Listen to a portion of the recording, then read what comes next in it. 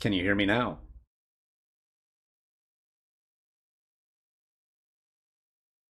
Hold on, I had to unmute myself because I was muted. So yes, I can hear you. Okay.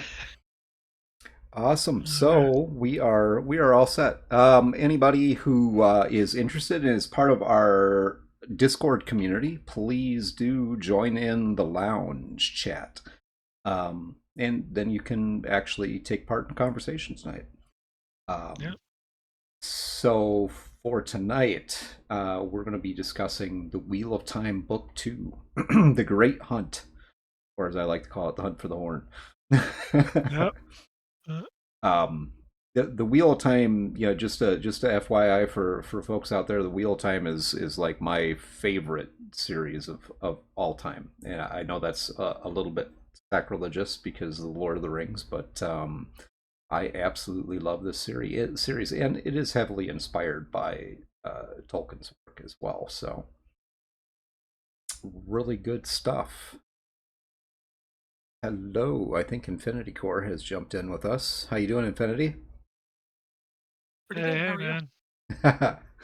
Fantastic, fantastic. So, So you to didn't decide to go with the horny hunt, hey, I can change it. I mean, I can definitely change it. huh? I, you No, know, it's fine. I It's I fine. actually totally forgot about that. I was getting this together tonight, and I forgot about the horny hunt. Um, the Yeah. the odd names that we come up with. Um, but yeah, They're quality names though. You can't deny that. they are absolutely. So I mean, just to kind of roll right into this, here we are, ending out book one, where they have found, they found the banner, the dragon banner, and they found the horn of valor. Um, and now they're, this story starts out in Faldera, which is in one of the northern kingdoms of the land, and it really starts out with the story of Rand Althor, who at this point, you know, they know that the Dragon Reborn is one of these three characters. They know that it's either Rand, or it's Matrim Cathan, or it's Pernerbera. Um, Yep. and they're in Faldera. They realize they thought they were going to go and defeat the Dark One, and that didn't happen. They did end up defeating a couple of the Forsaken. Um, Which is a and big win in and of itself. yeah, it is. So Um, because we kind of jumped around a bit in book one, even though I don't think they explicitly go into too much of the Forsaken in book one. Um, Very I think little, actually. Yeah. Yeah, I think Yeah, they just. now they start kind of talking more about them, and then as things progress, they start touching on them. I think Um, that in the first book, didn't they just briefly mention the Forsaken? Yep. yeah, not in any specific detail, but yeah, they kind of briefly touch on them. So basically, those who are listening in, the Forsaken were essentially the Dark Ones' uh, disciples, essentially. We're like what 13 of them, I think, something like Something like that. Yeah. that. Yeah, There's in case you didn't know, Robert Jordan was a Christian, so some, some overlap there. right. um, but yeah, so they were, and we actually going to meet a couple of them in this book. Yes, we are. We get introduced to a couple of them. I don't want to go right to those yet, Yeah, because the story in Faldera, they get to meet the Amerlin Seat, who travels to Faldera, um, to basically see what's going on, and to meet these Tavarine, which are the three young men. Um, you did have we tell people what Tavarine were in the last episode? Go for it. Yes. I think we did, but tell them again. Again, for those who are listening, the Tabarine, essentially within the world of Robert Jordan, are focal points for various world events. To varying degrees, obviously, there's varying levels of Tabarine, but one thing they all have in common is that the pattern of the wheel, your background's it's not letting you, man. No, it's not. But There it the is. weave, as they call it, basically forms around the Tabarine. Like it basically moves and weaves itself around them and their actions, as opposed to with everyone else, pretty much their fate's already sealed. Tavarine typically make their own. And fortunately for these guys, they're some of the most powerful, if not the most powerful Tavarine in history, at least in this age, anyway. Um, well, obviously one of them being the Dragon Reborn himself. So yeah, it's kind of a trump card right there. It is. So so cast of characters that we meet in this book. Yeah, we start out with Rand, um, Landman Dragarin, which I mean, both of those characters are in the first book. Moiraine Sedai, Moiraine Uh, Demandred. Um, yep. you have the Lord and Lady of Faldera, Yep. and Uh, go for you it. have Matt. You have Perrin. You have the ladies, Nynaeve and Egwene. You have Padan Fane. I know he's still around. He's a prisoner right L- now. Lowell.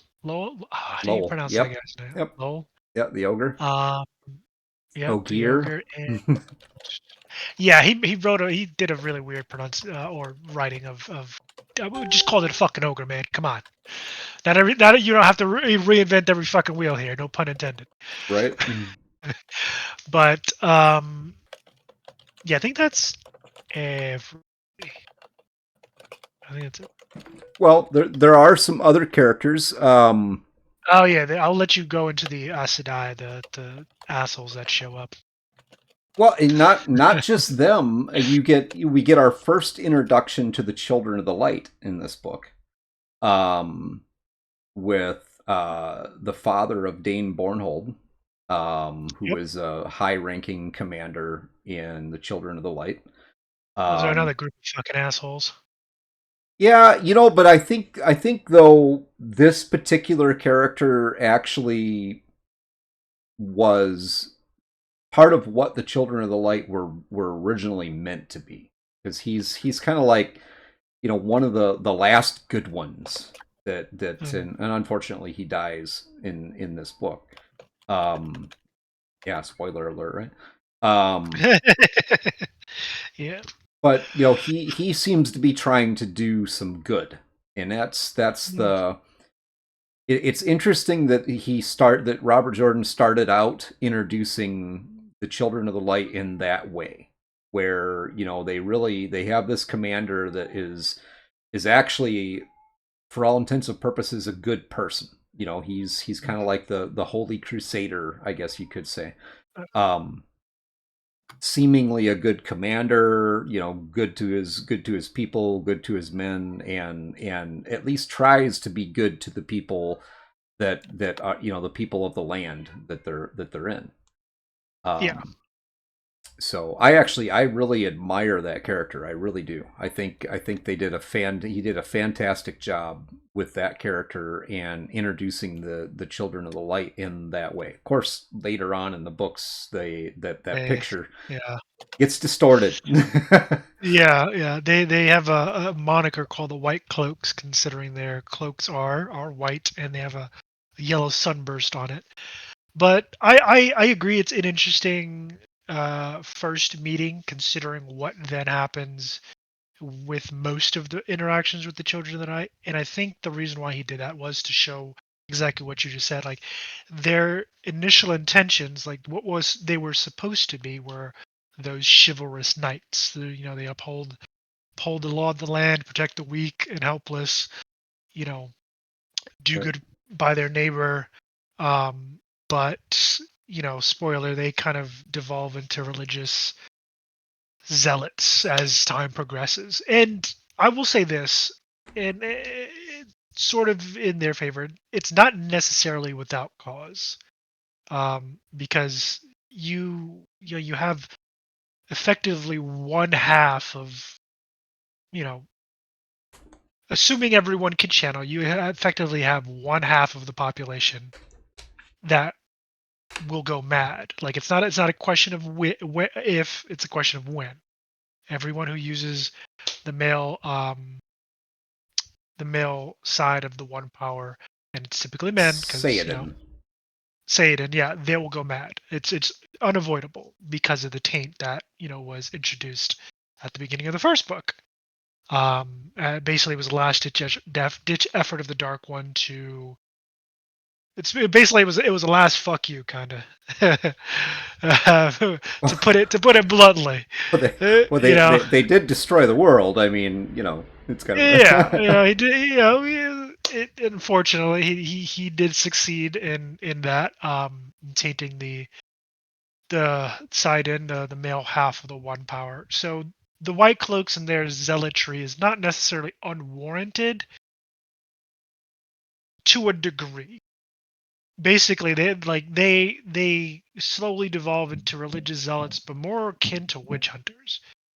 And it kind of, again, it kind of, like, at least when dealing with them, in my mind, I always get the feeling that I'm dealing with idiots from the fucking Dark Ages.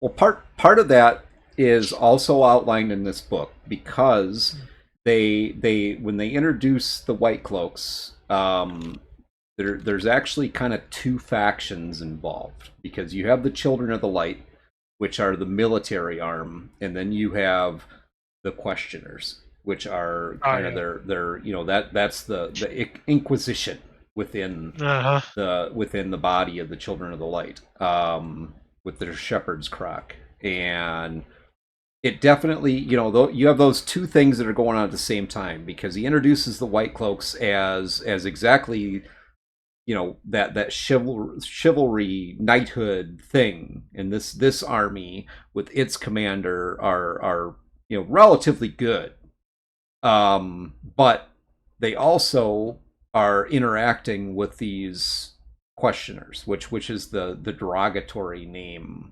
given to this group. I, Yeah. for the life of me right now, I can't pull up what they were actually called. Do you remember, Infinity? What were they actually called? Um, Questions. I think it. In- I don't remember offhand. Maybe they were called the Um, Inquisitors.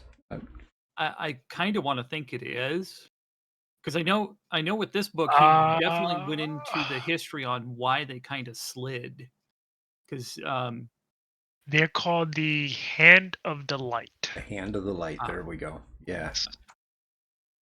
which is a very very misnamed.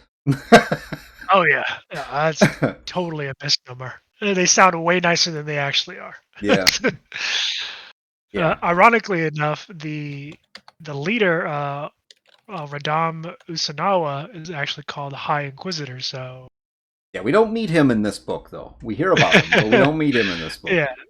We So the Hand of the also Light's definitely a misnomer. we also hear about Pedron Nile, which is the High Commander, or the head of the Order.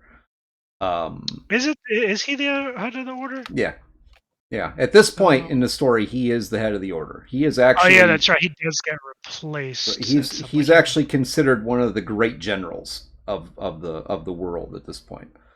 Mhm. Um, but yeah, I like Pedro Nile. He's a bit senile and odd by the time you actually get to meet him, but he's kind of a cool character. And his secretary Balwer, you'll get to meet him. Not I don't believe you get to meet them in this book though. I think that's not until the next book. But so we're up to this point. We know we are going to get to meet. We're in Faldera. We know we're going to get to learn a little bit about the White Cloaks and what they're all about, and what they're doing in this land. There's another entity that you get to meet, and obviously the Chosen. We get to meet a couple of them, and we also get our first introduction to the Seishin. Um, which Uh, you know what the sea urchin are? Do you wanna tell us about the sea urchin? What are the sea urchin? I'm trying to remember off the top of my head. Infinity? Remember what the sea urchin If are? I remember correctly, they were a seafaring nation, um, off of one of the islands off the coast. If I remember correctly, I can't. It's That's been a right. while. Yep. The Seachin. Okay, so we were talking about Tavarine. Okay, and there's some some kind of some name mixing with our actual fantasy history. But the Seachin are basically the descendants of the empire that was created by Arthur Hawkwing Pendragon, who was another That's what very you very called powerful. King Arthur. Yeah, yeah. But he was another very very powerful Tabarine, Mhm. who essentially conquered almost the entire continent before Could he he finally. channel? I can't remember. I don't think No, he could, right? no. No, okay. I didn't think so. As a matter of fact, he was able to fight against the forces of the White Tower. He actually laid siege to the White Tower where the witches were. Um, I think that's right. and he Yeah. sent some of his descendants across the ocean to it's almost like he sent his descendants across the ocean thinking that he would be able to come up in on the other side of the continent, and that didn't happen. They found these islands, Yeah. Seachin lands. Hmm. And so for thousands of years they built an empire way away from this land, and now they've come back as the forerunners. So they have an army that has landed in a place called Falme, um, which is the furthest most point of a land called Eridomain, or Eridomen. Um, and so they've landed and they've taken over some small places and whatnot, but they are unique in a lot of ways because they're basically the most capable military force. They're way more capable than the military forces that are here.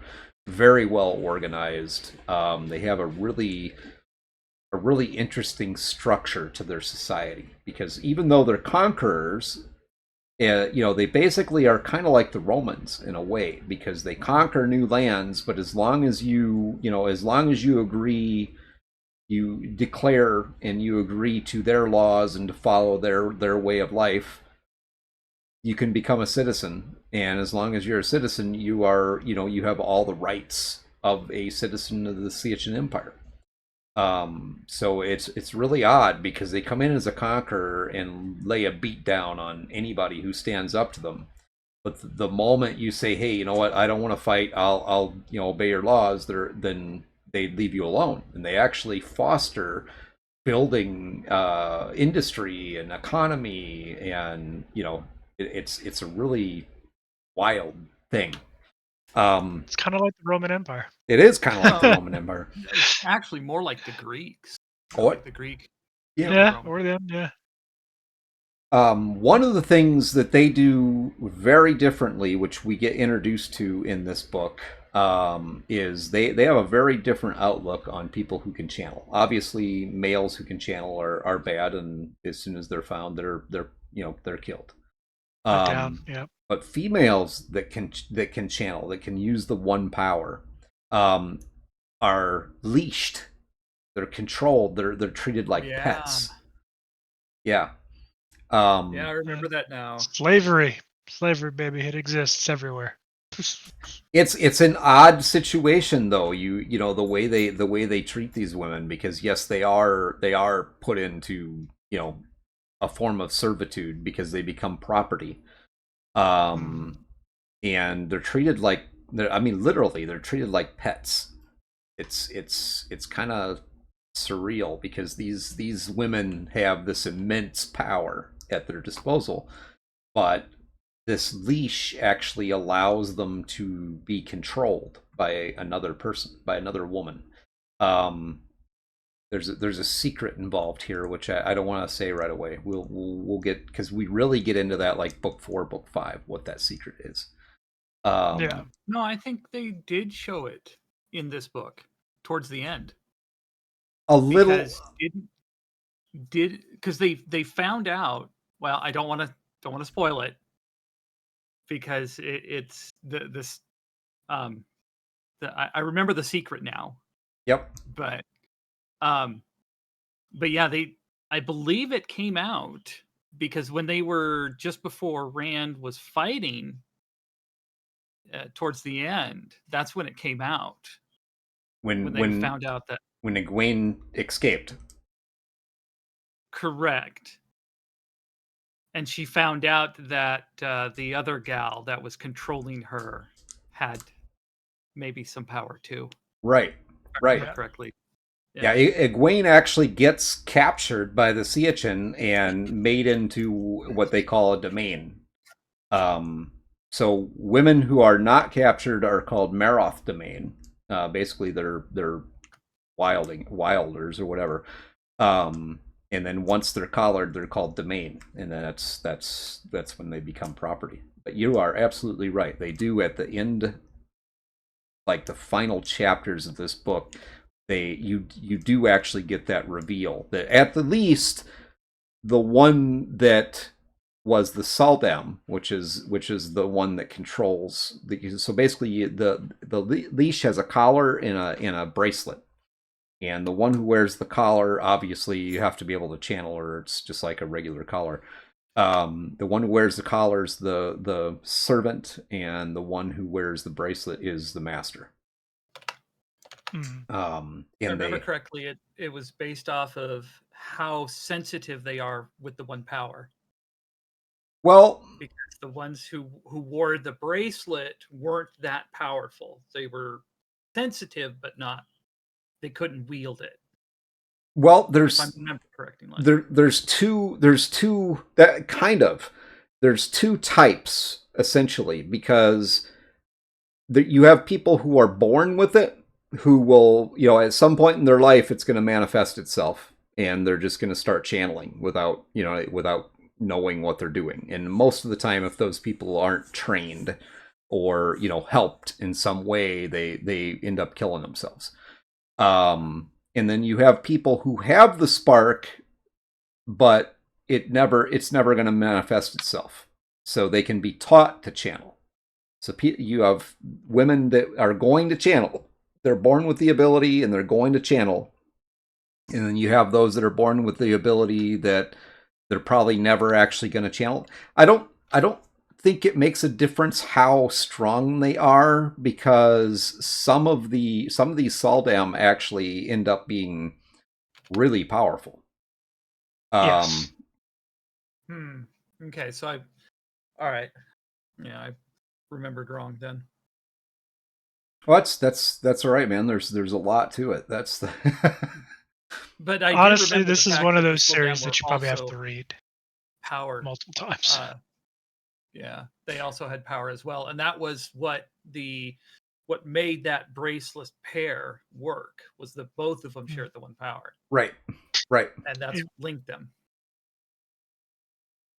It was, you think about it, it's never really fully explained. It's explained how these Adam came into existence. Essentially, Mhm. there was, when Arthur Hawkwing was taking over everything, there was a deal made between the White Tower and Arthur Hawkwing's armies. And one of the very powerful Aes Sedai basically had gone over to Arthur Hawkwing and created this Tirangriel, which could be used to control women who could wield the power. And eventually, she actually ended up being collared herself, which I don't think was part of the plan, but it happened. Probably not. Did, I would. didn't she, I would. no, what didn't she give herself to Hawkwing? Yep, she did. She did. And that Mhm. was part of ending the siege of Tarvalon, was what she had done, and that's also how the Three Oaths came about. is the that was part of the deal that was made, was that the Aes Sedai would swear upon this angreal, the oath rod, and they would take these three oaths, that they could not use the power as a weapon except in defense of themselves or another sister or their warder.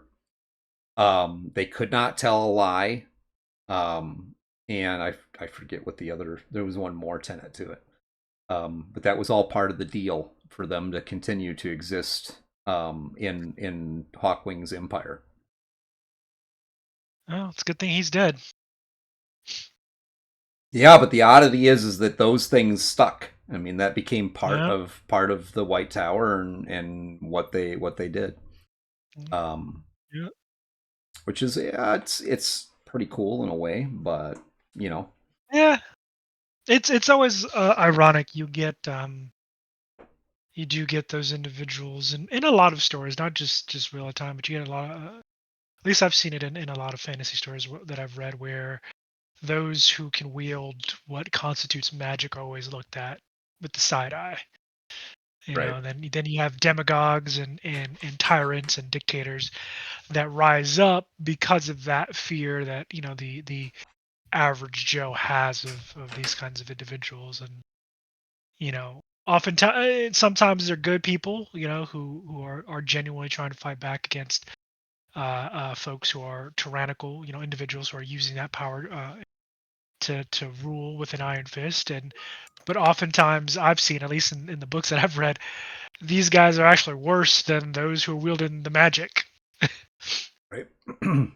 So it's an it's interesting thing where, I mean, it just plays on the folk psychology of fear like not understanding, like, this is, for all intents and purposes, the one power is a natural thing. It just doesn't, Hmm. it doesn't exist in everyone. Or rather, I think it's explained where it exists in everyone, but not everyone can wield it. I think the one power touches everyone. It's just not Right. everyone can wield Well, yeah, all of the lives of the people are wrapped into the wheel of time, and that's it. that's the idea behind it. The one power is kind of like the jukes that keeps everything going. Mm, And there's a male half to it, and there's a female half to it. yeah, Um, the yin yeah. and the yang Jordan took. idea behind it. Yeah, that's one thing. Rereading it now, I've noticed he took. I didn't notice this. At least let me see. I think I did, but it didn't click like it does now. Where Robert Jordan took so many influences from different faiths. I mean, there's obviously Christian influences. There's, with the One Power itself. Obviously, you have, Asian, or I want to say Buddhist or Taoist, I guess would be the proper one. I don't know. I think it's Taoist, right? Where you have like the yin and the yang. Yeah, yeah. Yeah, Hmm. there's that influence. I mean, you see it with the Warders, where it's not expressly stated, but I definitely got the whole kind of samurai vibe of the Warders a little bit. There's a lot of different cultural influence that he threw in the book, or rather that he used to help influence the world that he built, which I think is actually kind of cool, because it lends the world to being very much um, diverse and interesting. And not to say, again, Tolkien's my favorite guy. Tolkien's he's my favorite author, but right up there with him, C.S. Lewis, Robert Jordan, they're my favorites as well. But Tolkien's world was very much. High fantasy. It wasn't just high. I mean, I would argue Robert Jordan is also high fantasy, but for me, Tolkien was more European based. Like, it was Anglo-Saxon Europe. It was Northern Europe. Scandinavian. Finland. A lot. He took a lot of inspiration from a lot of those. And again, that's what he knew. So I'm not like knocking him, but it lent Lord of the Rings. It put it in a particular box where the only time you really saw anything outside of kind of what was expected was towards the end of the Lord of the Rings, where Mordor called up, Right. the Corsairs and the other the tribes. I can't remember the name of the peoples, but the peoples with the elephants and stuff. That's when you saw that the other aspect of Tolkien's world, Arda as it's called. Hmm. But Tolkien, Jordan, he kind of did that from the jump. Like you get to see the breadth of the world that he created. Sort of. Does the continent have a name? What's that? Does the continent have a name? Because I can't remember if it does. I don't remember either, to be quite honest with you. I don't think this continent does. But Okay. there is the other side. So if you never actually cross the Ale Waste, so you have this side of the continent, then you have the Ale Waste, and then there's another place on the other side of the Ale Waste, Mm, which is hinted at, but you never really get to explore that.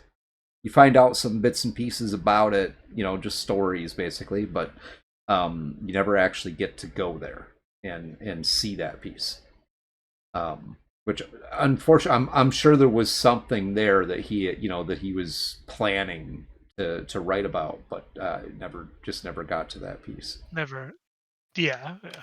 Hopefully, if they haven't already, they start releasing some of the older manuscripts, like what they did with Tolkien's work. They released a lot of like his kind of initial writings on the world that he was building. His son kind of just it's like, yeah, let's put these out there.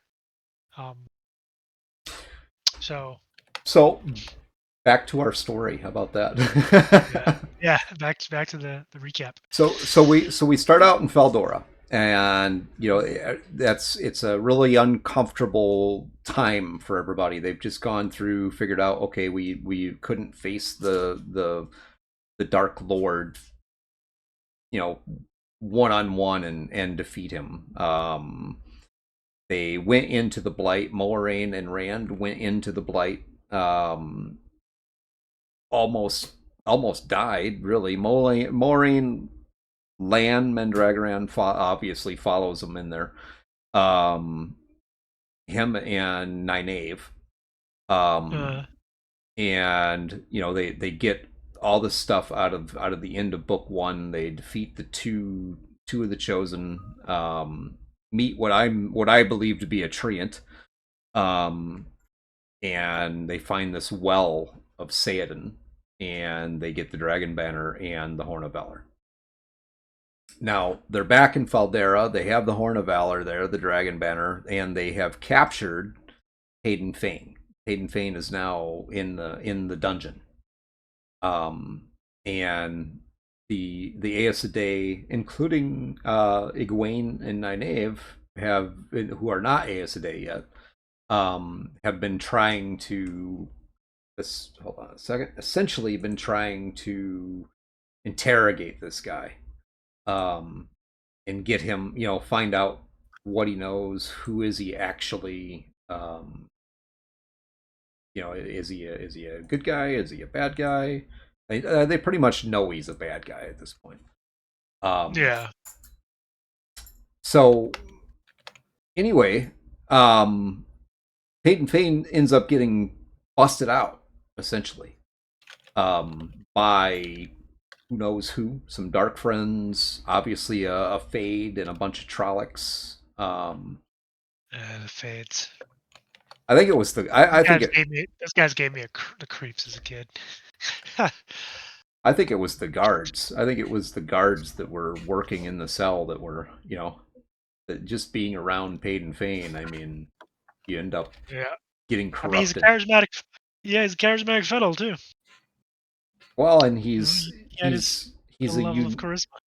he's a unique creature as well. He's not necessarily human at this point anymore. He's been Nope. modified by the Dark One to be able to track the Dragon Reborn.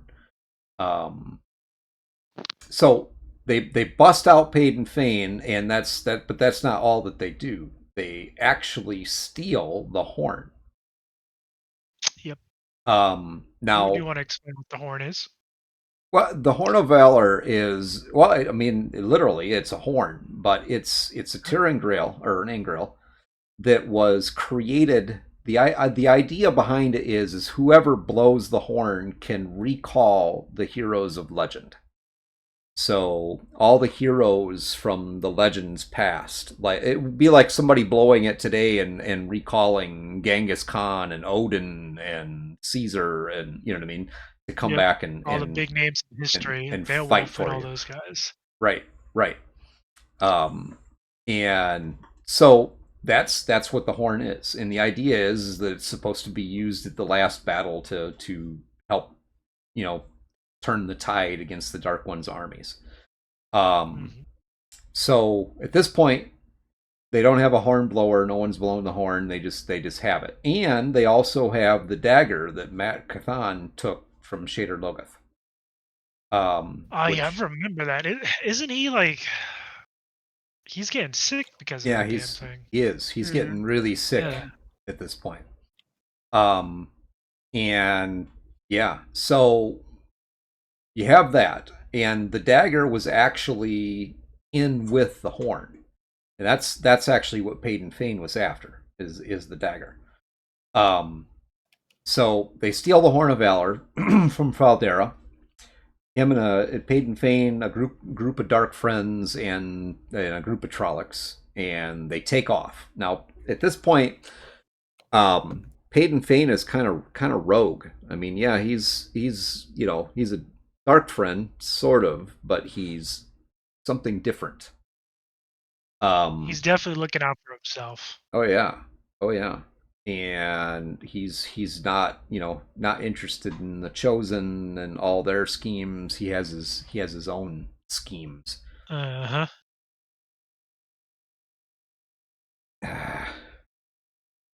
Get rid of that. Have a interesting person adding stuff. Matt, if you're on, can you take care of that? Um, but yeah, so they steal the horn and the dagger, and they end up heading off in I, heading towards Falme. Basically, is where they're headed. Um, and part of it's because that's what the prophecies say. The prophecies say that the dragon reborn will face the dark one in the skies over. I forget exactly how it was. It's not like Falme Yeah. itself isn't named, but No, but I think the region itself is named, but they don't give a specific like city. so with I kind of want to stop right there and who was your out of this book, for those who have actually read this book, who was your favorite character out of this book? And just go ahead and pop it in chat if you would, if you're not in, or if you're part of our Discord, jump in the Discord with us. Infinity Who Core, was who is your favorite character? I'm gonna have to say it was the Sildam that collared Egwene because she added a very she showed what the Sanchin were like at home, even though she wasn't. She had this mystery to her, but she was a very honest person and forthright, if I remember correctly. Yeah, But she is the one that struck out the most to me in this book. that's a really cool take, man. I agree with you to I don't know if she was my favorite, but I did like that character. Um, she had just so much depth and really did, yeah, she really did give you a really good view of what the Siachin were, what they were like. Um, Yeah, because I believe she talked at length with Egwene about what it was like at home. I believe he did a couple. He did a little bit of history on her specifically. I think there was I want to say maybe 5 or 6 pages of just her backstory. If I remember, it might be more, but she was the one that stood out the most to me. that is awesome. hmm. That is awesome. Um, yeah. So you get to meet her. How about you, Rob? Who is your favorite character out of these? I think the Armelin seat was the most, not my, doesn't my favorite, but the most interesting for me. Swan This- Sachet. y- Yeah, because you get to see now what the Aes Sedai really are like in a way. Um, they make all these claims about being there to protect the people and all that stuff, but they're like any other large organization. They're a political entity. Right. And they have their own designs, they have their own machinations and their own plots. But the difference is, and I don't know if we mentioned this in the last book, oh sorry, the last episode, but Aes Sedai live for a long time. They can live for a couple hundred years, if not longer. And what like we always ask ourselves, just what would you do if you could live forever, or if you had such and such long life. It's like, well, I don't know. Like it's she's interesting because it's hard to relate to the character, Right. at least on a macro sense. Like, here's a person who can not only wield magic that can alter the fabric of reality, but she also has lived however many hundreds of years that she has, you know and she sits at the head of one of the most powerful entities in this world. So, like, kind of looking at it from that perspective, it's interesting to see that, like, how they move and maneuver, like, the world. And then as you read further, you learn that despite all the wisdom that comes, assumedly that comes with that long of a life, and the power and all that stuff, that a lot of these Aes Sedai are they're just as petty and assholish as everybody else. Like they haven't really. I guess what I'm saying is, they're at their core, they're just like everybody else. They just, unfortunately, they got magical powers and live a long ass fucking time, so they can do a lot more damage. But, given all that stuff, you'd think they would have matured a little bit, but they haven't. So I think that was interesting, to see that part, and to really be like, okay, that, you know old age or being older doesn't necessarily, do anything for you. At least in this world, you're still a petty ass bitch. Fair There, enough. I think there's a unique piece in there in the way the story, because it that symbolizes, hey, Garrus, how you doing tonight? Hey, Um, welcome in, buddy. no one says anything about she who's had eyes seem to shine like the moon in her introducing herself to Min and tells her about Ishmael being loose. Oh my. Yes. Well, we're getting there. We're getting there. Um so yeah, I think there's a unique piece here that kind of reflects the rise and decline of social structures. Really, Mm. um, the one and only, absolutely. Um, so, all right, Garrus.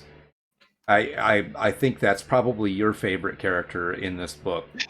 Just listening to that, and I don't blame you. I mean, she's there's a duality that goes on with this character, and so who is she, Garrus? You can share this with us. I did like Min. Min was another good character. Min is cool. I mean, Min is Yeah. Yeah, very cool. I agree. She was a good character too.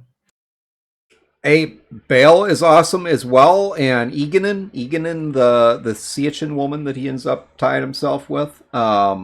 I think she's a really cool character as well. Yep. Yeah, Min is just one of those characters that kind of sticks with you throughout the entire series of books, and she's like the only one that you really couldn't say at some degree is a homicidal maniac. because they Yeah.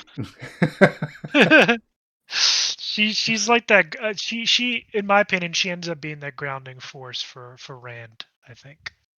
yep, yep. Um, Yeah, I'd agree with yeah, that. Definitely.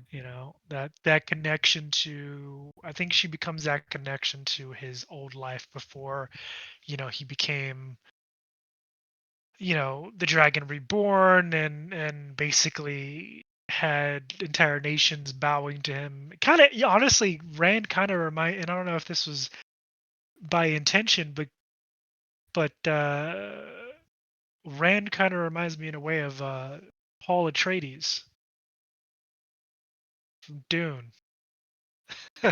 Yeah, those are very, very different stories, but I get it. I definitely can see that. In a way, he kind of reminds me of Paul. And if you know that story, then you know why I say that. Muad'Dib.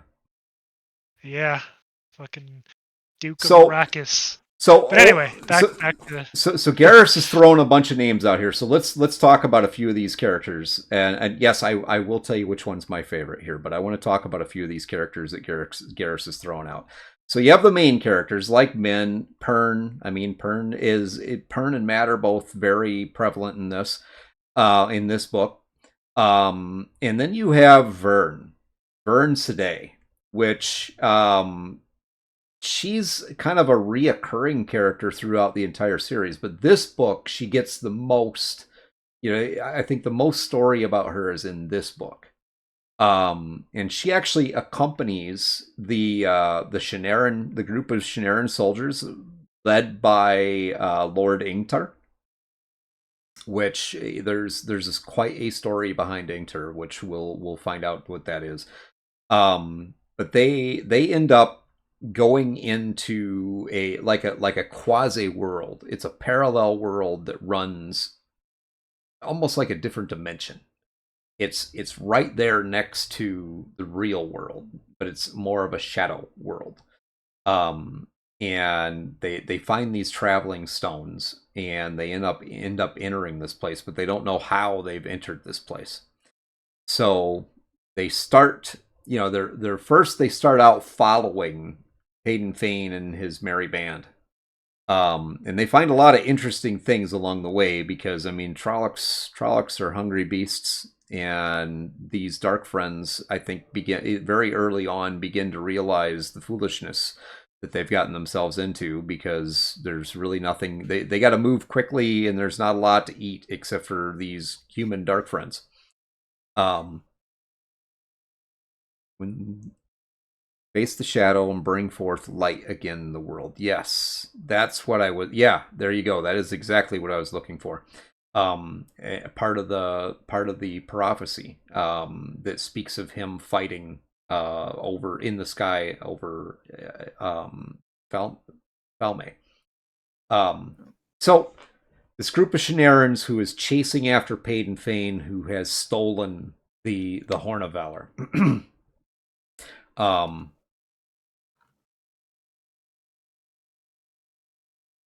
I was talking about Geoffrem. I couldn't remember his name, but Lord Bornhold. I was talking about him earlier. Yep, I did mention that he stole the dagger. But that was the commander for the Children of the Light that I was talking about. His name was Geoffrem. Um, and that guy. I mean, honestly, I'm not going to say that he is my favorite character from this book, but he is definitely a close second because I really, Okay. yeah, I really liked that character. I mean, he embodied what you would think the Children of the Light should be. Now there were some characteristics that that people would definitely frown upon about him because he was very pious in his approach to his duties. And Very zealous. I don't know whether I would say zealous because I mean there's degrees there. And paladin, absolutely, that would definitely work for him being a paladin for sure. Mhm. But I don't think I would call him a zealot. I really don't. Because and here's the reason why is because if you really want to go to zealot, then you have to have context, and the zealots are the hand of the light. I mean, those are the zealots. Yeah. So when you look at the average everyday soldier of the children of the light, I mean, paladins, cavaliers, they're soldiers, and they're very good soldiers. Um, Mhm.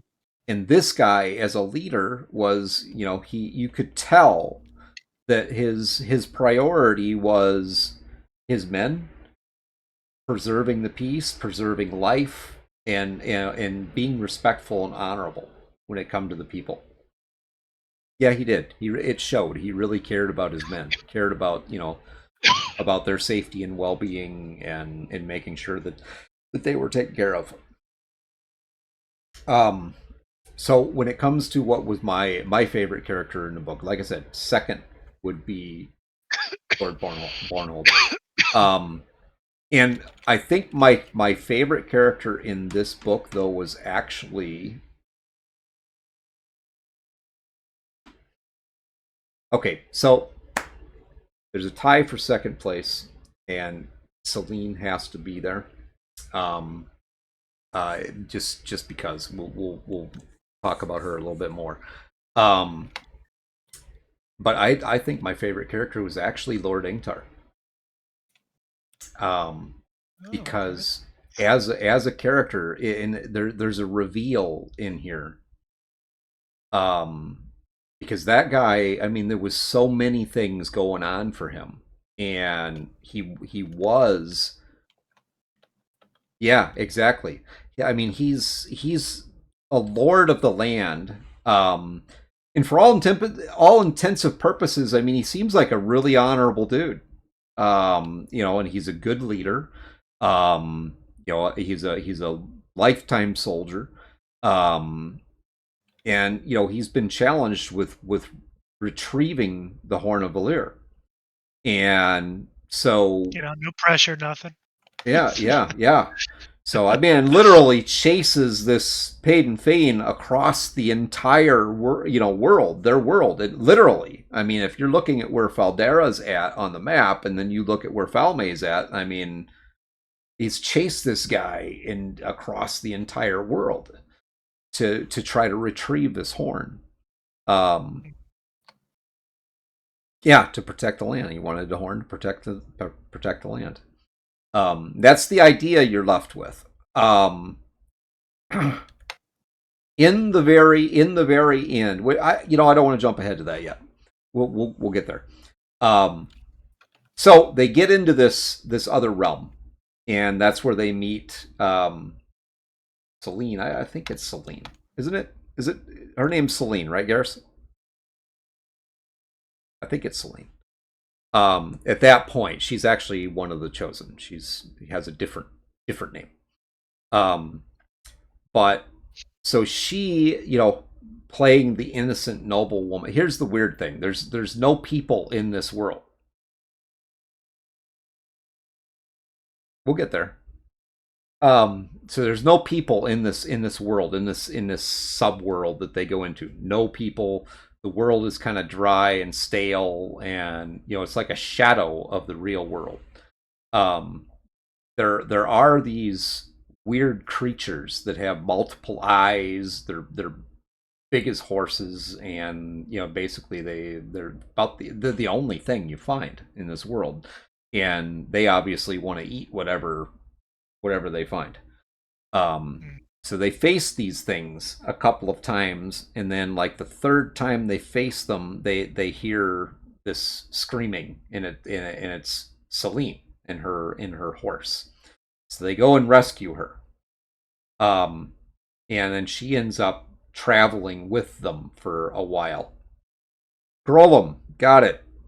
Yes. I don't know why you don't just jump in the chat there, Garrus. Um, so I'm gonna stop right there. I'm doing all the talking here. So go ahead, guys.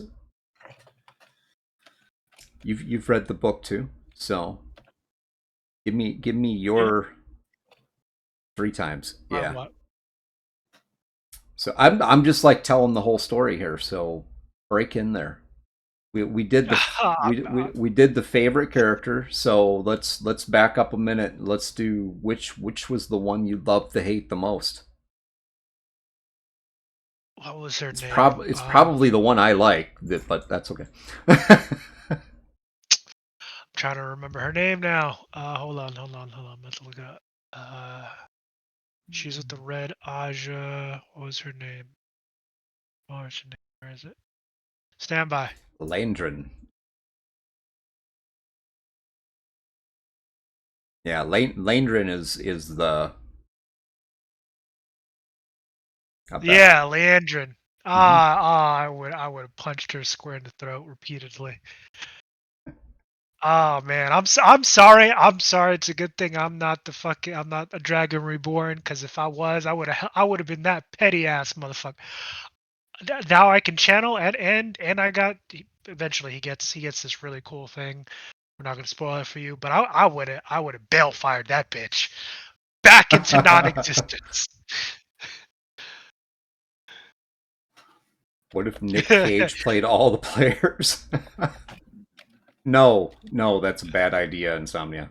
Don't throw things like that out there.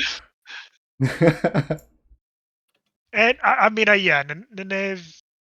Unfortunately, I don't know if this was by design, if Robert Jordan just dropped the ball with her character, but she's just a pain in the ass. But Leandra, nah, I would have bail fired that hoe. Well, Excuse my French. Leandrin though, I mean, I agree Fuck. with what Garrus is saying. I mean, honestly, she was like the perfect She was example perfect. Yeah, of what she was. You know, she's a red Aes Sedai, red Ajah, and she's a you dark know, friend. You know, and yeah, it was just compounded. Like you, yeah, I would have wiped her out. I think she dies at some point. I think she perfectly gets written. killed. I agree with you. Yeah, yeah, she was supposed to be hated. So good job, Robert Jordan. You did your job, though. Everything planned out. So you have Leandrin, you have Ingtar, you have so Leandrin was your least favorite. How about you, Infinity? Pain in the Um, ass. I'm probably going to have to say Ingtar, simply because of all of what he did in the goal just to get to the horn. I mean, it's like he had this, you know, this great thing that he was to, that he wanted to do, but that, pales in comparison to what he did just to get to that point, to get the horn. Mm. Because if I remember, if I remember correctly, he detailed burning down a couple of villages, but I'm not 100% sure. But I know he had there was some story with him where he was not the Paragon, even though he wanted to protect everybody. He made some choices that kind of made the point moot. I you know I agree with you, and not that he's the one I pick as being my favorite character out of it, and the reason why is because of the arc of his story. Because you know you first meet him, you don't there's not even a clue that there's any. You know, he seems like this noble lord who is a a good person, and no one knows what is actually there. Um, and in the end, it comes out that he is a dark friend. He has done horrible things. He is a horrible, really, honestly, deep down inside, he's done some things that you can't be forgiven for. Um, Now I know you would say that, well, everybody can change and that type of stuff, and I think this character kind of represents that, because in the end he makes the final decision to essentially break his tie to the Dark One, and he sacrifices himself so that Rand and the girls can escape. And It's a redemption arc. right, I right, can respect. Yeah. Respect the right redemption arc. before he does it is when the story comes out. I mean, right before he makes that choice, he's like looking at Rand and he's like, "This wasn't supposed to be this way." You know, and essentially tells Rand without directly telling him, "Hey, I'm a dark friend." He essentially tells Rand that, "Hey, you weren't supposed to survive." But Yeah, because wasn't he trying to kill Rand to keep the Dragon Reborn from actually, the prophecy? He was trying to delay the prophecy, if I remember correctly, or keep it from happening right, at that point. right.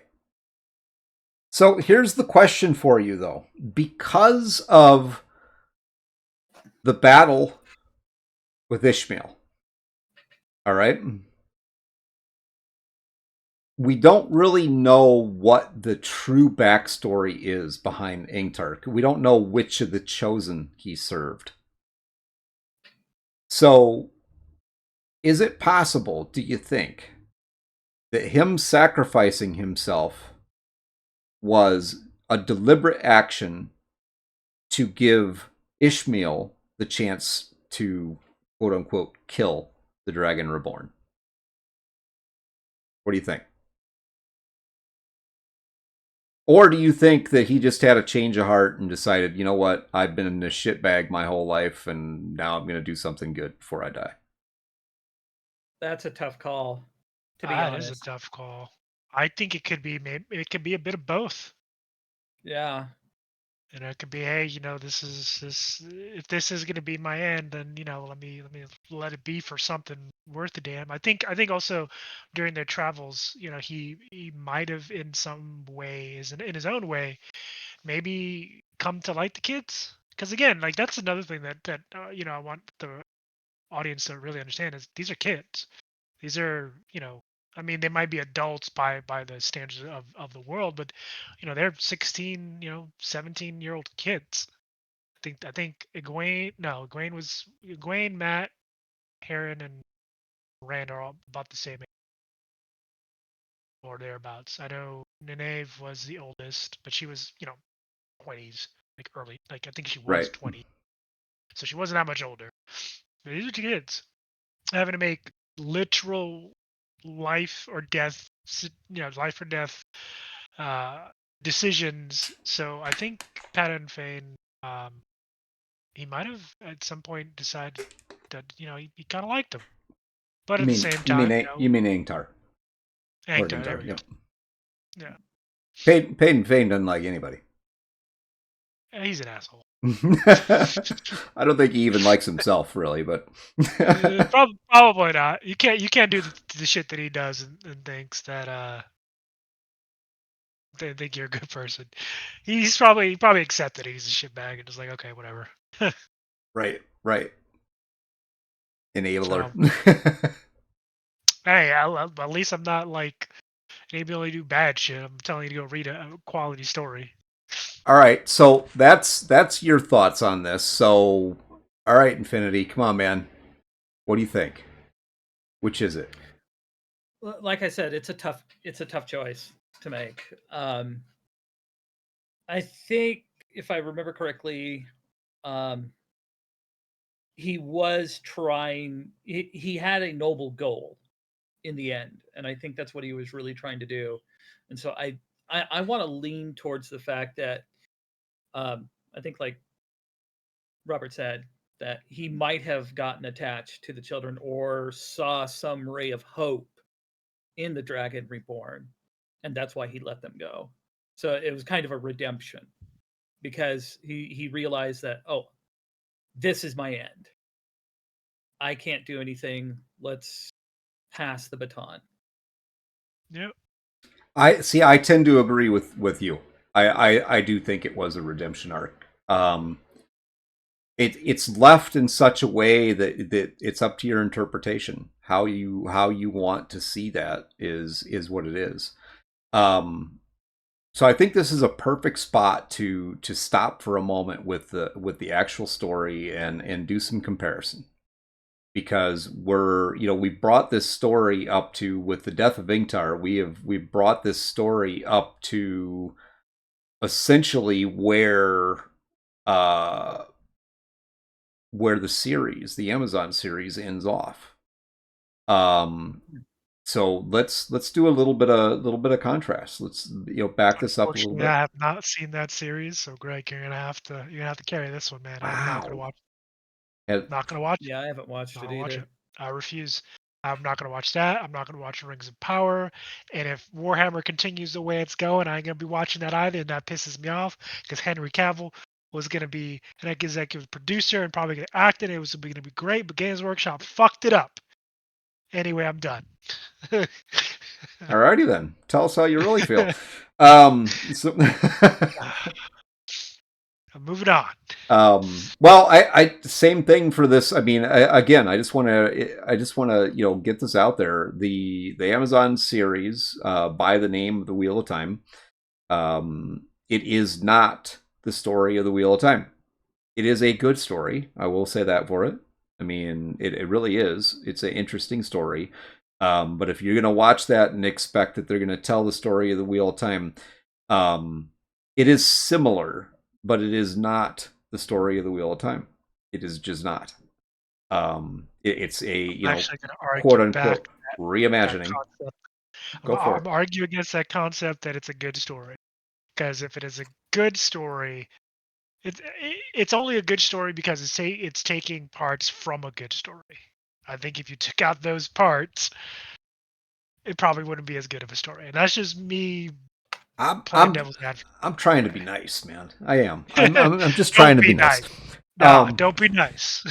Well, because I know And I know a lot of people out there, I mean, as a book series that's one of the most read of all time, um, there's still a lot of people out there who have never read The Wheel of Time. They've never, and probably never will. Probably don't never. they don't have any idea who Robert Jordan is. No, you know what I mean? And they're being introduced to it through this series on Amazon. Um, and yeah, I just want to make clear the books, and I know this is kind of a cliche, but the books are so much better than that Books TV are series. always much better. Always. Oh, I think definitely. there's like I think there I might have at one point in my life thought there was like one or two series where the show was better than the books, and I can't even remember which one they are. But I it's very few, like almost non-existent, where a show is better than the book. The novel Um, that is based on, right? the novel that it's based on, almost never. Just because the novels always add more, you get more depth of character. You Well, it's that's more merely developed. because of the format too. Yeah, You can spend that time in a book, whereas you don't have that for a video or a show or movie. yeah. Well, You're gonna I have will time actually constraints. I'll argue for a show. I think they have the time if the writing is good. Because remember, the show is, it's multiple episodes.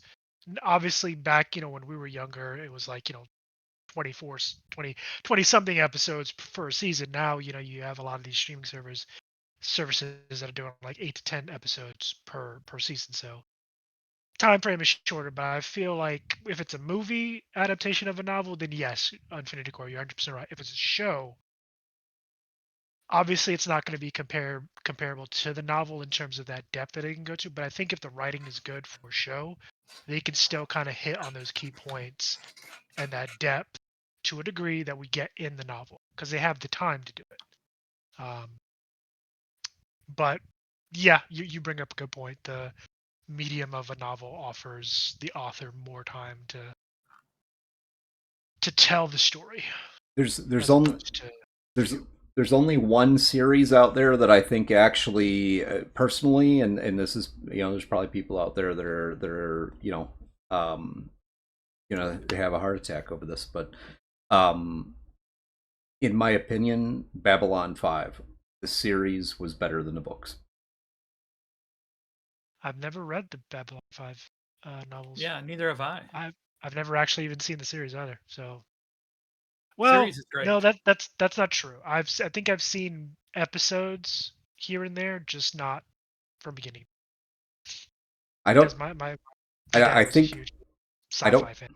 Well, I don't know this for sure, but I think the books may have actually been written, or they basically were the scripting to the The show. series, Uh, and then published as a book. I think I don't know that for sure, but I know I really enjoyed that series.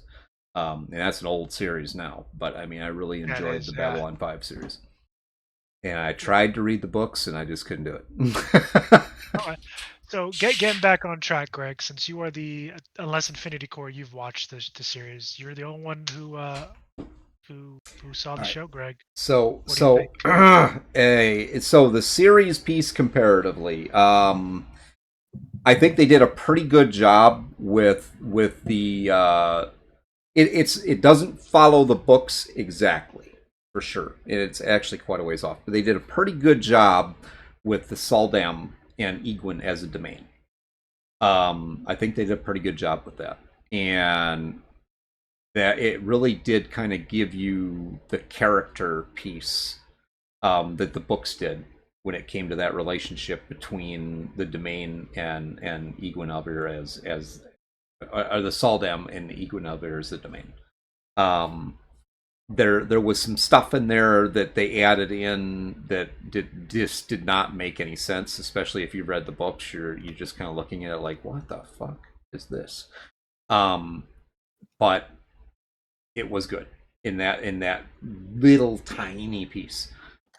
How they chose to introduce Selene, which is the chosen Lanfer, um, totally messed that up, botched the whole thing because they took the whole otherworldly aspect out entirely.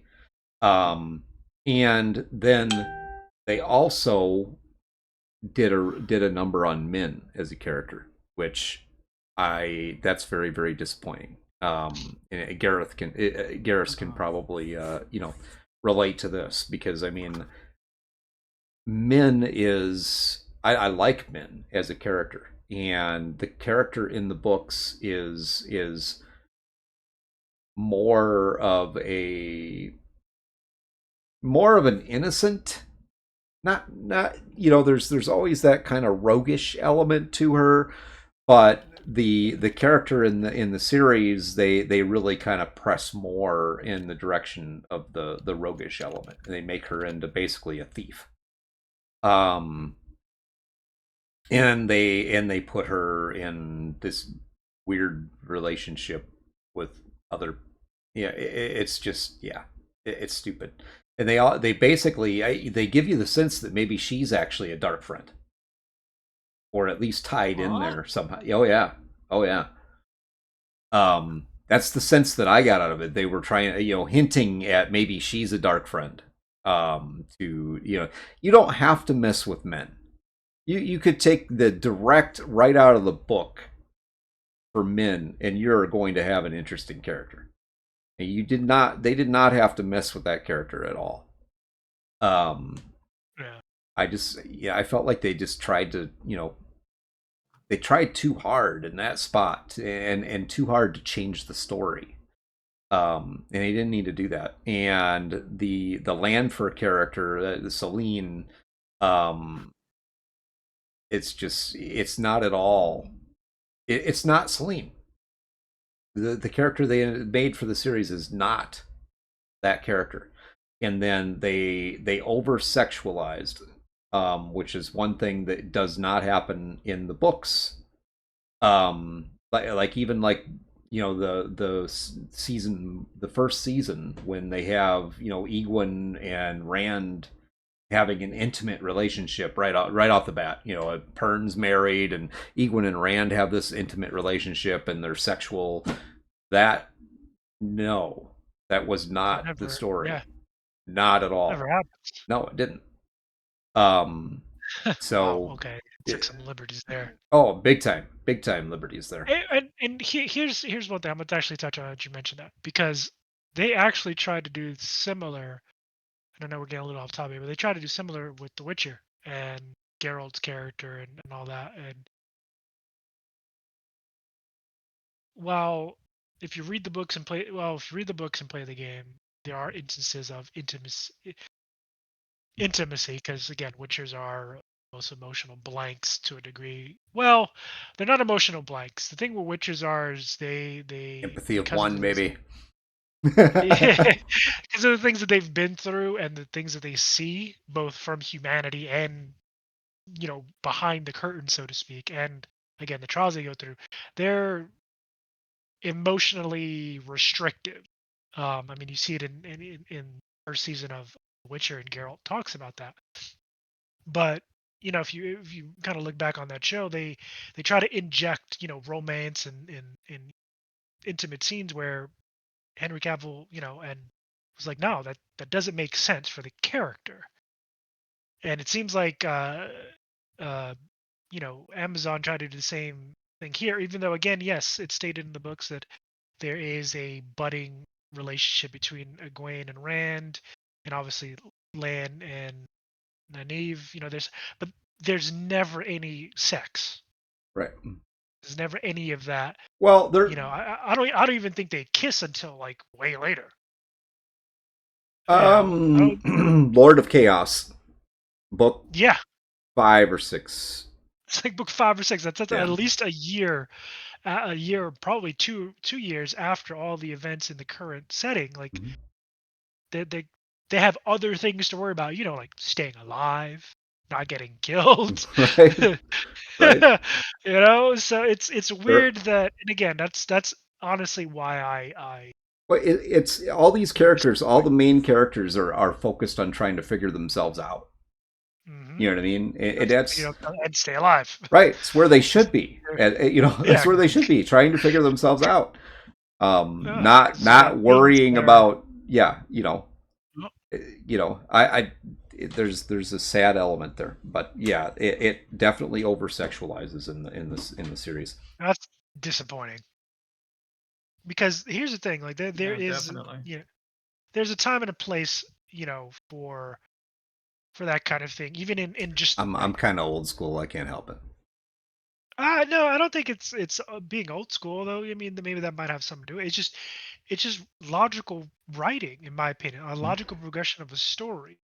It's like, Right. why would I be worried about who likes me and who I like when I have literally things walking out of fairy tales, at least what I thought were fairy tales, coming to kill me, Well, Well, trying I to kill don't me. whatever think. whatever happened to the idea, and I'm not talking about, I'm not saying that there shouldn't be some, I'm not saying that people shouldn't kiss in a movie or anything like that. That I don't believe Yeah, that's true at all. That's nonsense.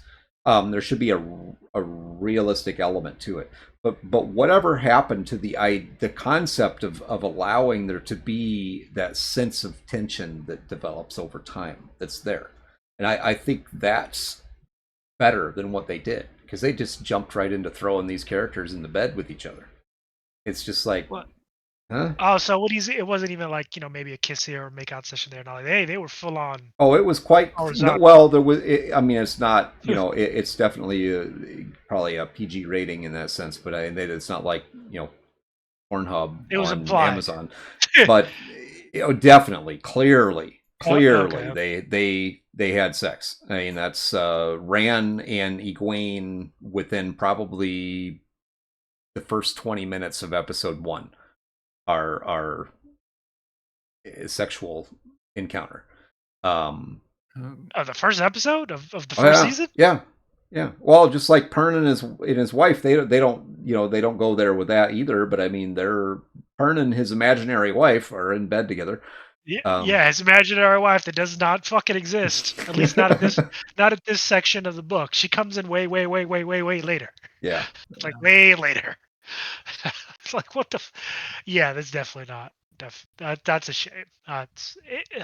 Yeah, see that cuts out a big portion of the whole story, because part of the story of the Taverns is that they have this youthful, you know, progression of, here we are in this town, the you have the standard youthfulness where who likes who and whatnot, and you see it dragged out over as they're figuring this out, what each other means to each other. Yeah. And that's a big part of the story Yeah, because in the Wheel again, of these Time. are 16 and 17-year-old kids. They're learning. Not only are they learning how to be adults, but after the first book and everything that happens in the Two Rivers, they're learning. Now they're having to learn how to be adults on the world stage. Hmm. I mean, the best analogy, or the best way I can kind of pair, or the best idea that I compare with, is like child actors. You go from being a kid or a young adult, in your teens, to suddenly you're making millions, and millions of people know your name. You know, like these are individuals Me trying to either. learn who they are, and now they're trying to learn who they are while staying alive and dealing with all these people that have agendas for them. So yeah, that's disappointing. And again, that's the writing. That's the writing. That's disappointing. It That's is what I call shitty writing. super disappointing. Shitty writing. Well, and I have another piece for you that okay, so the encounter with, so there's two Sietchin characters outside of the Suldam with Egwene, which the Suldam with Egwene, that one ends up kind of disappearing for the most part after a couple of chapters in the book. But you get to meet High Lady Sorath in the Sietchin, and the High Lord Torok. The High Lord Torok is the leader of the Forerunners.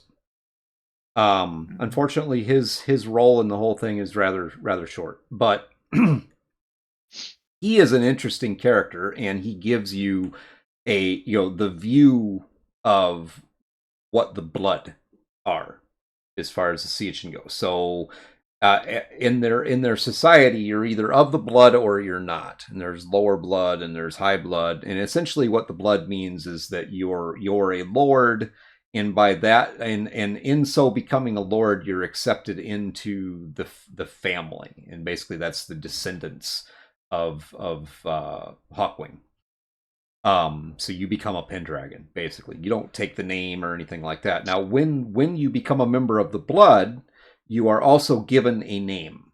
So that's you have your birth name, and then when you become a member of the Blood, the Emperor basically gives you a new name, and that's your birthday now. You don't use your old name anymore. To For someone to use your old name, or for you to do that, it lowers your eyes essentially.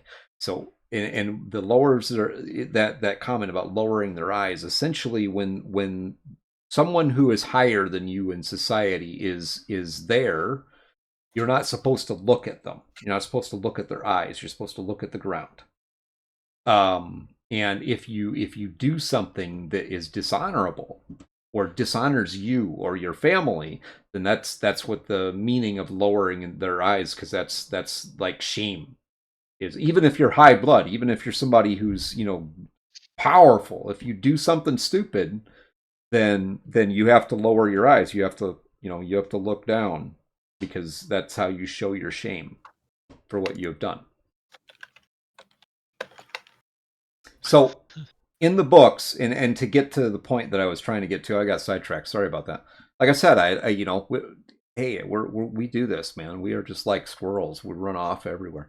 Um, It's okay. It so happens. Lord Lord Torok, all right, and this like I said, interesting character, but the contrast. So in the series, my so in the series, never look down again. What? Yeah, there you go.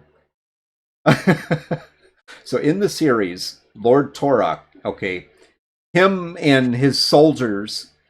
So Rand walks into this courtyard where Lord Torok is on this throne. All right, this they're in a courtyard. Lord Torok's sitting on a throne outside. He's got all his soldiers, his Decaval, his property that are there. And, you know, Rand walks in and the soldiers all draw their swords. And Rand has this sword that he got from his father, Tame Althor. Or Tam, if you want to pronounce it that way. And it's a heron. Damn. It's a heron mark blade. And basically, heron mark blade marks you as a blade master. Well, Lord Toruk is a blade master, so of course he grabs his heron mark blade and doing his thing. Kind of reminds me of the scene from Indiana Jones. Yeah, where the dude comes out twirling his sword and he just pulls his pistol out and shoots him. Yep. Same thing for the series. No pistol, obviously, but Rand just uses the power and kills them all at once. It's like there's no battle there. You're dead. Which actually in the book, this is actually where Rand could be considered an actual blade master because he fights them. He does. I think he fights. Yeah. I think it was like 10 individuals. Now, granted, the other soldiers were he does fight others, but not this engagement with Lord Toruk is just the two of them. Just between the two of them. Okay. And there's others. There's others that are there, but he's got people with him that kind of handle that, and Lord Toruk and him go at each other. Gotcha. Yeah. So and he wins. He beats him. Does he? I'm pretty sure he beats him. He does. He kills Lord Toruk, and basically kills a blade master with a blade. With the sword. So guess what? He is by rules. He's a blade master. Yep. And he retrieves the Horn of Valor. And he also, because Lord Toruk had one or two of the seals from the Dark One's prison. I think it was two. The Suindiller seals. So he retrieves those as well. Which is another Christian reference. Yep. So then they have to try and escape the city. And at this point, Nynaeve has essentially rescued Egwene. So you have Eleni, Nynaeve, and Egwene who are trying to work their way out of the city, and they get separated. And Eleni and Egwene, I think Eleni and Egwene end up getting separated, and they go with the Sea Folk. I may have that all messed up. But yeah, they end up tearing up the city. Nynaeve is fighting the Sea Urchin domain, and just tearing the hell out of the city. Well, the Sea Urchin have a whole army here. So they, at the same time, Lord Bornhold brings his men into the picture, and actually attacks Falme with a cavalry charge. I mean, it's a completely pointless gesture because his 2,000 men against 15,000 Seishin, no chance. They have no chance at all. But he figures, I'm going to die here anyway, so we're going to go out with a bang. At this point, they have the Horn of Valor. They're trying to escape the city, and this is where Ingtar does his reveal that he's been a dark friend all along. But ends up deciding to 300. And so he ends up doing his thing, and then who blows the horn? It was Matt, wasn't it? It was Matt. Yeah. Matt. So Matrim Cathan ends up blowing the horn, and it's a valor. Yeah, so he becomes the horn blower. The story with the horn is that whoever blows the horn blower, whoever blows the horn, becomes tied to the horn. So he is now tied into the pattern and becomes one of the legendary heroes. But you don't see that because obviously he doesn't die. But I mean, he's not dead yet. Right, right.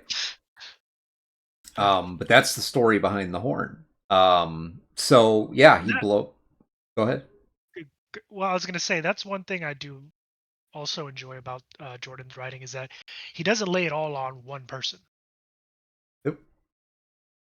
Go ahead and Oop, keep you going, man. guys can probably still hear me. Yep. I just can't see me. But yeah, he doesn't lay it all on Rand. Like and he doesn't let obviously Matt and Perrin and the girls Uh are oh. Hold on supporting a second. characters. Hold Oh, on a second, Rob. I gotta mute you in here. okay. There you go.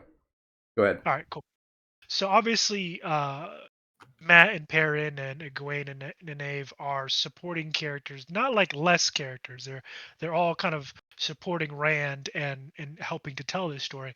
But I like the way that Jordan writes in that he doesn't lay it all on Rand's shoulders. Obviously, at the end of the story, Rand is going to be the one who's going to go toe to toe with the Dark One. That's going to happen. That's his job. But everything else that comes with getting them to that final battle isn't all on him. And you don't see that a lot Right. in stories where you typically it's just one guy, manages to do all these things. Yes, does he have help along the way? Yeah, but they play a distant second to the that main character. Whereas in Wheel of Time, you get the sense very early on, without Perrin, without Matt, without Nave, without all these other people, Rand fails. Period. No matter how strong he becomes, he fails. So they're integrally in, in, intr integral to the story in a very, Well, very meaningful. you actually do find that out towards the end of this book. We're actually getting up to that point because um, one of what was Egwene's warder's name? Remember again? Um, who was it? Was teaching Rand the Oh, sword. yeah, Land Mandragoran. Land, yes. Yep. So the fight that you actually see um, how all of these are impacting Rand and actually pushing him along into that role that he is supposed to fulfill. Yep. And that you do make a very good point, and that he did a very good job in that. Yeah. Like he writes these supporting characters in a way where they're meaningful. They're not just wallflowers. Though I will say this on the other side of that, I think as the books progressed, there were just too many characters. No, no, don't say that. No, I don't just from my What is opinion. this whole? That's sacrilegious. There's Too many characters. too many characters. I was like, bro, I can't We keep can't. track of all these names. We But can't. We can't again, be friends anymore, Matt. Or I mean, Rob. Sorry, buddy. it could be that I was just too young at the time because again I read these back when I was in middle school and high school, so I think I was a little young. I couldn't kind of keep track of all the different threads. I think now as an adult and as a more seasoned reader, I think I'd be able to kind of handle that. So I'm gonna hold off on that till I get to the end. There are a lot of characters, and I gotta say I've actually read the entire series several times. So not as many times as Garrus has, but I Yeah. mean probably 4 or 5 times I've read the whole thing. Um, and it took that to wrap my head around some of these characters. It really did. I mean, I remember the first time through the series, first time reading some of the books. There were characters that I just kind of you kind of have to back up a little bit and go back and you're like, oh, okay, what this guy who is this guy again? I Um, was like, where did this guy come from? I don't even recognize the name. You yeah. realize you read about him like 3 or 4 chapters before. Or like a book or so Yeah, before. before. Yep. Yeah. you know, that's one of the things that I do have to say Robert Jordan did pretty good. Even though he did have a lot of characters, he knew how to play chess and to shuffle them Hmm. around Yeah. so that they weren't always consistently there other than the main group.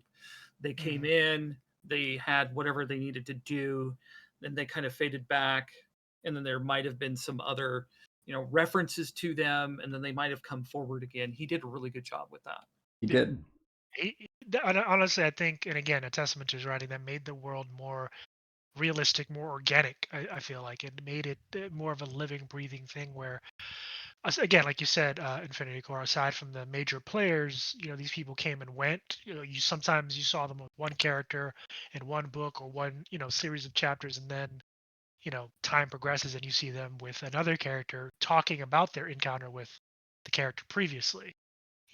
So it definitely, again, definitely top tier writing. That's why he's one of the greats. Absolutely. And this great story. So with the last thing I want to point out, contrast between these two, series versus books. The essentially the ending. All right. So you have the hornblower blows the horn. All the heroes of legend, they meet on the field and crush the Sea Urchin army. In the series, they meet on the wall on this city street basically.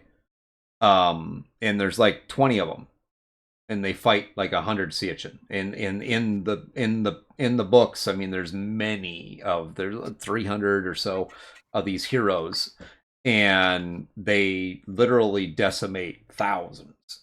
I mean, they're heroes of legend. They're essentially they're dead.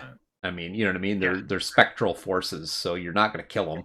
I mean, but also, again, some of these heroes were just blade masters, were master archers. Right. I think some of them even wielded the one power, and like these are people who again, if you remember the premise of the Wheel of Time, these ages come and go and have been here before and will be here again. Yet these names throughout all of those ages, right, always come back. Like these are all basically essentially the heroes of legend or reincarnations of themselves. And I think some of them even know that too. Like some of them know, like, hey, yeah, I had this name in that age. right. My, I'm Jalen, star child now, but I was Frank, a couple hundred years ago. I am Bob. I am Bob, guys. Yep. But yeah, like, so these are no slouches. They are who they are. They're the heroes of legend. So yeah, it's the Sea Chin had no chance at all. Period. Right. So you've got that piece going on, and at the same time that this is happening on the ground, you have this battle in the sky above Felme. That was cool. Did they do that battle justice in the show? Like, I mean, come on, they have like CGI and shit like that. Like, was it cool? By the look on your face, no, it was probably shit. So you have the battle in the sky. You know, the battle in the sky, in it, like not on top of a tower, but in the sky. So they did the battle on top of a tower. Okay. Yeah, and they not only did the battle on top of the tower, on top of a tower, they did this thing where Egwene is holding off Ishmael.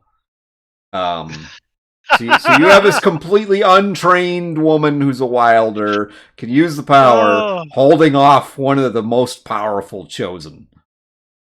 And first of all, it didn't happen. No, it didn't happen. Get that straight. I'm getting the Star Wars and Rey situation from this one right here, where she fought Kylo Ren, who is, if you know who that is, that's Ben Solo, trained by Grandmaster Luke Skywalker in both the Force and lightsaber combat. I'm fucking not gonna go there. We're moving on. Anyway, continue, Greg. Well, you hit the nail on the head. That's exactly what you have in the series. Is they're on top of this tower, and Ishmael is being held off by Egwene. Yeah. He would have turned her to fucking dust with a sneeze. And then essentially Rand walks up there, and I mean, there's more to this, but essentially, Rand walks up there and kills him. So there's no grand battle in the clouds, or any of that came from the books. Um, Disappointing. That yeah, definitely disappointing because that That's battle was that an battle was so cool. extremely important thing because that Yeah. battle had a lot of military theory in it.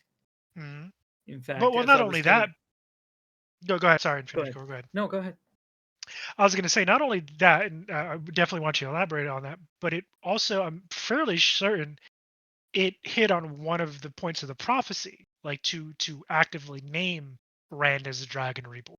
Because there, like throughout the Yes, books, there are several points where he kind of has to fulfill certain prophecies. One of the biggest one comes in the next book. I think it's in the next book. Hold on, let yeah, me it see. is. I have it right here. Yeah, it is in yeah, the next book. Yeah. So like to diminish that, like that's the first instance of him really cementing himself as the true dragon reborn, and then just toss it on the fucking trash. yeah. Because, And like I the was fight was saying, fucking cool. he the going back to the supporting characters. This fight has a lot. Not only employs a lot of military theory because Lan brought forth the concept to Rand. Sometimes you have to take the wound in order to win the war or battle, Sheath the blade. and that's where he get and to cut that out. That is, as Rob said, one of the key points of the prophecy is that the dragon reborn would be wounded by the uh, the shadow. Mhm. That's just so sick to cut that out. A major point of this whole series. Yeah, yeah, I agree 100%. I that was very, very disappointing. And then the idea of seeing the dragon reborn in the sky, they took that and they turned it into Moiraine using Saeter to conjure this dragon that climbs up the side of the tower. So literally, this dragon of fire that climbs up the side of the tower, and that becomes the dragon in the sky. It's Oh I'm just like, my yeah, god. I'm watching I'm that and never gonna watch. thinking, I'm never gonna watch this series, Greg, ever. So just you're gonna be have to do the one. You're gonna be the one who's gonna be doing the comparisons and say I'm never watching this. No, hell no. well, we'll Because see. I here's the mean, thing. we'll see if there's a season three. Even I don't know. I'm assuming there will I be. mean, I've heard people already reacting to season two, the trailer, and let's just say it has not been good. um. So or season three. No, no, Yeah, sorry, it's season Rings three. of Power season two. Sorry, Rings of Power season two. Yeah, people are not happy about that one. Um. That's disappointing. That's I really disappointing. honestly, I hope they do. I hope they do finish their story. I mean, they've started it. I mean, Yeah, if you're gonna butcher part of it, why not just butcher the whole thing? I mean, just you yeah. know. I hope to God it doesn't go fucking 15 seasons though. Jesus, please don't, because we don't deserve that kind of cruel and unusual punishment. And this is by no means a dig at the actors and Right. actresses that do this, because they're all phenomenal actors and actresses. It's the writing. That's who I got a fucking problem. And the fact that you instead of taking a fantastic story and telling the story and giving us the visuals that we only see in our mind's eye when we read the books, you decided to do a reimagine. Why? What the fuck is? Excuse my French. What the fuck is it with this reimagining bullshit that people seem to want to do with already established IPs? Do you? Here's the thing, and this is my personal opinion, and it's probably gonna rub people the wrong way. I don't care. If you were at if these writers that are putting these screenplays together were as good as the writers that put the books that put these books together, they would be writing books, not screenplays. You are not as good as Robert Jordan. You're not as good as Andrzej Sapkowski. You're not as good as Tolkien. That's okay. You're still a good writer for screenplays. Maybe. I don't know. Wow. I Wow. said what the fuck I said. I'm sorry. Stop. Just stop. Just stop with the, well, we're gonna reimagine. No, stop for reimagining for modern or no, Why don't you no. just Just right? just Why don't you just just make create the your fuck. own story instead of taking Yeah, somebody else's story there and we go. Thank you, Greg. Create your you own know fucking story if that's what you're gonna do. Because make if your you're own not gonna story? be faithful to the source material, then don't fucking write it. Right. Anyway, I'm getting off my damn soapbox. I apologize. That's just frustrating. All right. Well, we basically I've told you what I can tell you. There's a lot more in the book than what we have covered. So Yeah, we kind of just went through and bounced across highlights. Um, there is the key this is a points. right. This is a really fantastic book. Book one, book two. Um, I actually started this series on book three. So the first book that I read was The Dragon Reborn, and I actually got up to You like must book. have been lost as hell. Well, honestly, I that book hooked me on the story. I got up to like book five, and then I went back and started over, and I read book one, book two, and it definitely filled in the blanks for me for sure. Gotcha. Yeah. Um, but So there wasn't that many holes in the story where you were kind of super disconnected. It had enough preamble, meaning like it kind of went back and kind of explained some things as things went along that you weren't completely lost. right, right. Oh, Um, and and the next one we're going to talk about is book three. So, yeah, and that that's is where that's the big one. That's where he fulfills the. I think what? the fight with the dark one, because it wasn't actually the dark. This guy, I No, can't remember. It was one of the Ishmael. Forsaken. Ishmael. Yeah, it was yeah. Um, was like was kind of the prelude to like this was setting the stage. The next prophecy fulfills. That's like what I like. As soon as he does that, that's without a doubt. That's he is the dragon. Yep. Um, so yeah, no, I'm excited for that. I'm gonna have to power through book the rest of book two so I can start reading book three. Well, and you this story ends out with that the Falme piece. The sea urchin have been pushed back into the sea. The White Cloaks have been dealt a huge blow because they lost an entire army in this battle as well. Yeah, I think they Um, lost the company, which is about the company, maybe more. Basically a legion, so two A Legion? thousand Oh, men. yeah, Yeah. yeah. So, Um, yeah, sorry, a Legion, not a company. Yeah, their structure was set up very much. Well, I mean, it's a military structure, but Yeah, um, like Greek and Roman.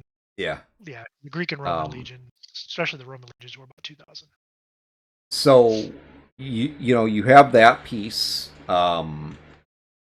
and you're kind of in that area of the world at this point. So I don't hint at what the next book is, but yeah, book three, The Dragon Reborn, is the one we'll be doing next time. Which will probably be we're doing these basically once every 3 weeks is what we're doing. So we have other story that we're doing. We have some new story content that we're going to be introducing. We have the BOR, which is our every other week cyberpunk stream. It's been a long ongoing campaign for us, and then every Wednesday night we have the update log. So Yep. um, Which we'll be having episode 53 next Wednesday. Then and also if you, be having change of pace in terms of no, we're having next week. It's the week after. Yeah, yeah. Well, we've got some new and interesting things coming up. So meet some new people. Get to meet some new creators as well. So it'll Yep. be fantastic. Um, Outside of that, I'm sure you guys have already guessed we're not actually going to do a 4 hour long stream tonight. I need to change that timing for these down to like 2 hours. Um, Yeah. It really just it's for this. It depends on the engagement piece. I want to thank Infinity Core for joining us tonight and engaging in the My pleasure. conversation, adding to the conversation. Man, that is awesome. And I want to Yeah. encourage more folks to do that. Get engaged in the Discord and jump in here and share in the conversation with us. I mean, everybody has different ideas about, that's the thing about any story that you read. um and I've got a lot of them that I really really enjoy. Wheel of Time is just it's one of many, but it is pretty much my favorite. But everybody's going to have a slightly different interpretation of the characters and the plots and the things that are going on in the story. And that's okay. I mean, that's we want to bring that in. We want to talk about that, compare some ideas. Good stuff. So, do you have anything to close us out with tonight, Rob? Basically, the only thing that I have to say is join us next Wednesday for episode 53 of the update log.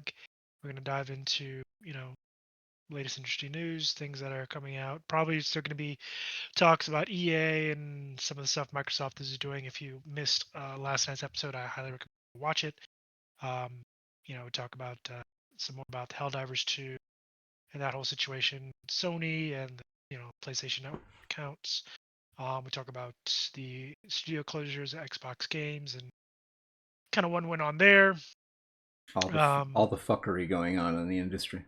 yeah, yeah, and unfortunately, I mean, I'm not the only one that thinks that, or rather, we're as a channel, we're not the only ones that think that there's enough folks out there along the same lines where it's going to continue to this whole shenanigans are going to continue to keep going, and it might even get a little worse, but eventually we'll get better. So just we just gotta kind of grin and bear it for right now. And then next Thursday will be BR episode 6, and we are setting up an interview for Friday with the artist and writers of Dragon's Bane. Um, More on that as we get closer to that. We'll be putting out some reminders for that. We're still finalizing some details there, so keep your ear to the ground if you haven't joined our Discord to be kept up to date in our other social medias like our YouTube channel, Twitch, not Twitch, Twitter. Excuse me. I mean, join our Twitch too. Shit, follow us here. Um, but I think that's it. I think that's all. Awesome. So, yeah, thank you all very much. Again, Infinity Core, great to have you. If you would hold on for just a couple minutes after the stream, we'll chat a little bit. Yeah, But sure thing, man. My everybody, pleasure to be here. hey, awesome. Yeah, man. Thank you all for being here, and have a good night. We will see you next Wednesday. Next Wednesday. Yep. Adios, guys. All right. And I think we'll do a raid real quick to raid over to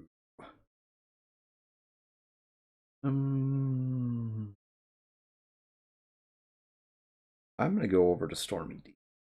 We'll raid into his playing a video game tonight, so let's go check it out. Fall of Avalon. Uh, Painted Grail. He's a good guy. So Yeah. check him out, show him a little love. Everybody have a good All right. Yes. night.